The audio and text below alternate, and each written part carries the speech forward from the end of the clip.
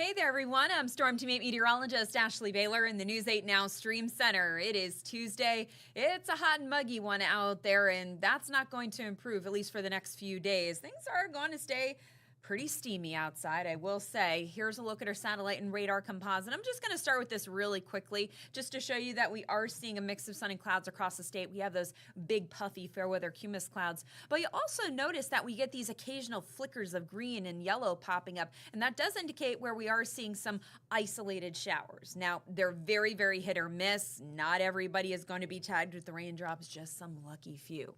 Now, going back to the heat, you can see the heat advisory has expanded through much of the state. Originally, it was only in effect for Hartford, Tolland, and Windham County, but now that's been extended to the 4 southern counties as well from basically Wednesday all the way through Thursday. The one for today is still Hartford, Tolland, and Windham, and then the rest for tomorrow and Thursday. So here's a look in Hartford where we are seeing some of those puffy clouds. I do like them on days like this because they at least move over that hot sunshine and provide some temporary shade. It's 88 degrees in the capital city, closer to the shoreline. Not much relief there. We're only around 86 degrees.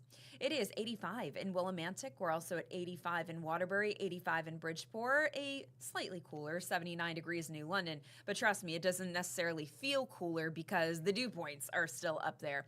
We have dew points that are in the upper 60s to low and even mid 70s across the state, so it does feel downright tropical outside. So when you take those temperatures, factor in the humidity, you get the heat index. So this is what it basically feels like when you step outside, and it feels more like 96 in Meriden, feels like 94 in New Haven, 94 in Waterbury, and right around 104 in Lisbon, although I will tell you that that surface observation site does tend to read pretty warm. Winds are coming up from the south anywhere from 3 to 9 miles per hour, so there's a little bit of an onshore breeze, but again, on a day like this, I don't think it's necessarily refreshing or cooling you off very much. So here's our hour by hour, which will show that chance for an isolated shower as we continue on through this afternoon into this evening. As we go overnight, we'll have mainly clear skies. I do think a little bit of patchy fog could develop, and then tomorrow, somewhat similar to today, we'll see a mix of sun and clouds. There is a 2 in 10 chance for an isolated shower, but again, I think that'll be the exception and not the rule. I think we'll escape Wednesday mostly dry. So mainly clear with some patchy fog tonight as temperatures drop into the lower 70s. And then tomorrow, hot and muggy. Temperatures are going to be in the upper 80s along the shoreline to low 90s inland. Of course, when you factor in the humidity, that is going to put the heat index in the mid to upper 90s, even near 100 degrees. So I wonder if we'll see more upper 90s or even some 100 readings on our heat index map for tomorrow. Now, here's the good news, is that we're not going to be sweating it out for the rest of the week or even into the weekend. We really just have to get through Thursday. And Thursday, we are going to see a cold front come through, which is going to deliver more clouds and deliver more showers and thunderstorms. But most importantly, that cold front is going to usher in some cooler and more comfortable air. So notice temperatures are going to come down a bit on Friday. We'll be in the mid 80s. I do think you'll probably still feel that stickiness in the atmosphere in the morning, but then you'll notice a big difference going into the afternoon. Saturday, fantastic day. It is going to be absolutely beautiful. Temperatures will be in the low to mid 80s. Dew points will be nice and comfortable. So if you don't have any outdoor plans on Saturday, definitely make some because obviously we know this time of year could be a lot worse.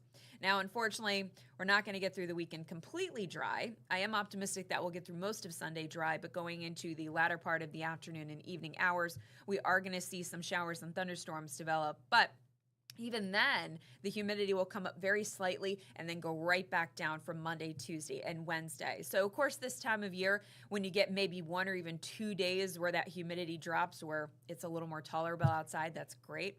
We actually have quite a few days that are going to be more tolerable, dare I say, even comfortable. So, just between today and tomorrow, we have to sweat it out a little bit, trying to, here's the thing.